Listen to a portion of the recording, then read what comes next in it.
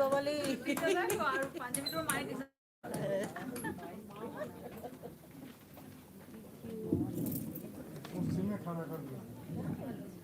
বলি নমস্কার। নমস্কার। আমি একটা কবিতা বলছি, বনিতা কে বাঘ। রবীন্দ্রনাথ ঠাকুর।